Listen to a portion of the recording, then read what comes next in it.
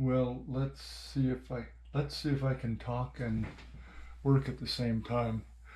There's only one person that I know that really can do all of this very well, and that would be Miranda. If she watches this, or if any of you know who I'm talking about, you want to share this with her, let her know that I mentioned her. She's such a dear friend. She and her husband. Uh, I feel like their adopted father or adopted son, because most of the time they're the adults in the room when I'm there. Uh, anyway, this is kind of a workspace.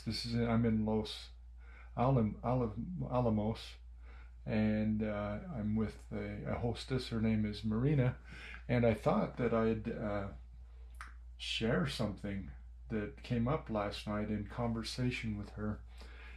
She was talking about her husband who got his PhD and didn't pay anything for it in Russia, and and then he got recruited to come to New Mexico as a physicist, and she was saying that there are a lot of people coming from Eastern Europe or Russia that have free education, and they're able to come to the United States and get those good jobs, and it kind of sounded like a case for free education here in the United States, because the cost of schooling is locking a lot of people out, and they get out with student loans and everything, and that fear of student loans and getting a job to work your way through school. Sometimes those jobs become the thing that they do. Not saying that everybody has to get a college,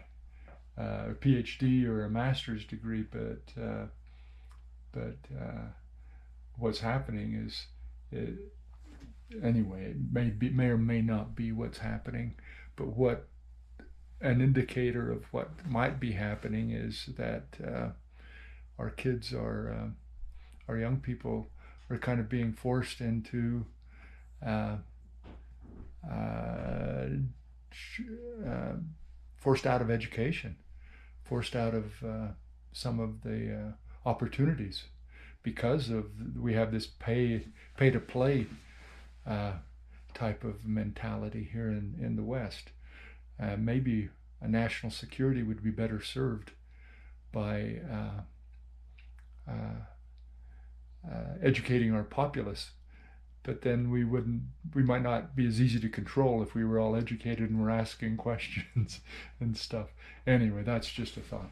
But this is where I work, and when I stop, sometimes this was very fortunate. Uh, Marina and her husband have a little room here with two beds. It's kind of like a hospice situation.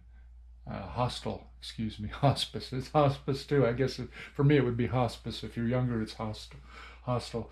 Anyway, it's kind of like a hostel, and I've got the bedroom to myself, and I've got this desk to myself. I've been working off of kitchen tables and all kinds of things, but I thought you might be interested in to see kind of what it looks like when I'm on the road. If I find a spot, I think this is probably going to be as nice as it gets for me, uh, unless I get into a hotel or something like that, and somebody offers me a hotel, because I don't see myself checking into a hotel. Maybe a, a motel.